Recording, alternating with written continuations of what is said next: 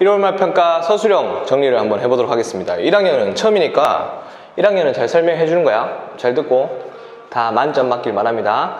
40점이기 때문에 정리를 잘해서 객관식을 못 쳐도 서술형을 잘 치면 여러분들이 점수를 잘 받을 수 있어요. 하나씩 보도록 할게요.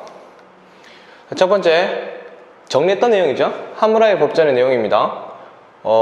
지금 여기 세 가지를 보여주고 있는데 내용은 다 우리가 봐서 내용을 읽는 건 생략할게요, 선생님이. 자, 그러면 여기서 어떤 문제가 나올 수 있냐? 첫 번째 유형은 법전을 만든 국가를 물어볼 수 있다는 거지. 국가를 물어본다고 했을 때 오히려 많이 틀리는 친구들이 있어. 국가는 이 바빌로니아 왕국이었죠. 최초로 메소포타미아 지역을 통일한 왕조였고 나중에 히타이트한테 멸망을 했습니다.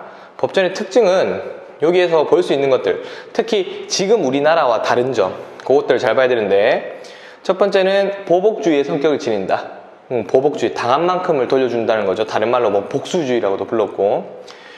두 번째는 계급사회에 따라서 차별적으로 적용되었다. 이게 되게 중요한 거지. 지금 우리는 계급이 없잖아. 그래서 법이 모두 평등하게 적용되는데 이때 이 법전은 계급적으로 차별로 적용됐다는 걸 알 수가 있죠. 여기 보면 귀족이 평민의 눈을 멀게 하거나 라는 이 조건에서 알 수가 있습니다. 그래서 이론적 특징.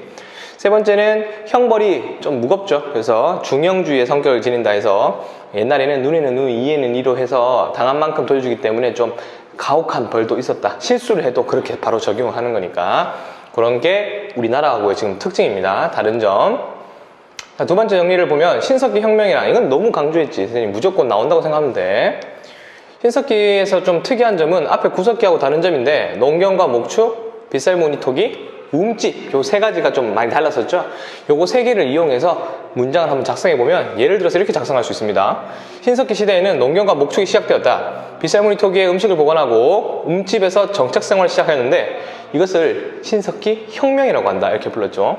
그러니까 그래서 요거 세 가지의 단어가 들어가야 되면 요 세 가지의 단어가 반드시 들어가서 서술을 하면 되겠지. 또 다른 거 시험엔 다른 게 또 제시어로 나올 수 있으니까 꼭 문제를 잘 읽어보고 잘 푸시기 바래요.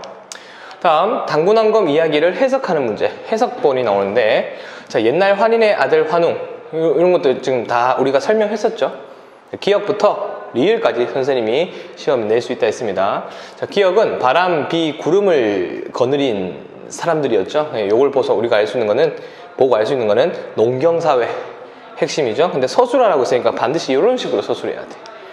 두 번째, 니은, 인간 세상을 교화하고 널리 인간을 이롭게 하였다는 것은 고조선의 통치 이념이 또는 건국 이념이 홍익인간이라는 걸 알 수가 있습니다. 다음, 디귿, 고문이를 지켜서 여자로 태어났고 환웅과 혼인하여 아들을 낳았다 돼 있죠. 자, 이거는 환웅 부족인 새로운 부족과 웅녀 부족인 기족의 토착 부족이 결합을 한 거다라고 설명했었어요. 서술을 해야 돼. 다음, 리을, 당군 왕검이죠. 제사와 정치를 하는 군장이 있었는데 그 군장이 당군 왕검이고 단군이 제사, 왕검이 정치를 했다는 걸 알 수 있죠. 그래서 제정 일치사회라는 걸 정리할 수 있었습니다.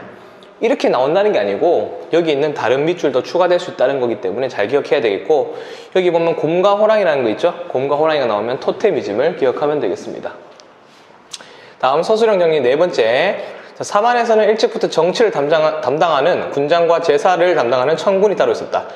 요 군장과 천군, 그리고 천군이 다스리는 신성지역은 소도라고 불렀다. 이렇게 돼 있죠.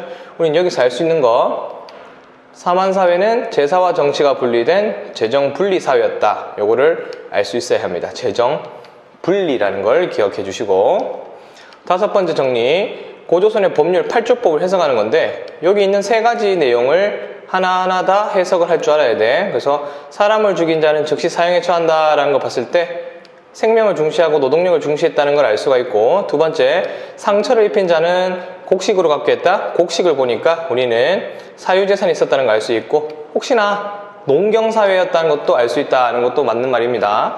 세 번째, 도둑질한 자는 노비로 삼고 만약 용서를 받고자 하면 50만 전의 돈을 내겠다. 돈이 있었다는 거니까 화폐가 있었다는 걸 알 수가 있죠. 두 번째는 노비가 있었으니까 계급사회였다는 걸 알 수가 있습니다. 이런 식으로 해석을 해야 돼. 항상 역사는 해석을 하는 게 이번 1단원의 포인트입니다. 여섯 번째, 역사의 의미는 두 가지가 있었죠. 두 가지가, 첫 번째는 과거에 일어났던 사실 그대로의 사실로서 역사, 바꾸지 않는 거지. 그 누구도 바꾸지 않고 그대로 있었던 거. 그래서 뭐 예를 들어서 뭐 676년에 삼국이 통일되었다는 뭐느니 신석기 시대에는 뭐 간석기를 썼다느니 이렇게 다른 사람도 인정할 수밖에 없는 것을 사실로서 역사라고 부르고요. 두 번째, 과거에 일어났던 사실에 대한 기록. 요거는 그 기록한 사람, 역사가가 해석을 함에 따라서 달라지는 역사들을 말하는 거죠. 우리 예시로 설명했었습니다. 역사의 의미를 두 가지를 서술하시오라고 하면 이렇게 풀 수 있으면 되겠습니다. 네, 총 이렇게 6개 정도를 정리해봤고, 여기서 5개를 선생님이 좀 변형 출제했으니까 잘 풀어보시고 모르는 게 있으면 선생님한테 연락을 하시기 바래요. 다 100점 맞고 안녕.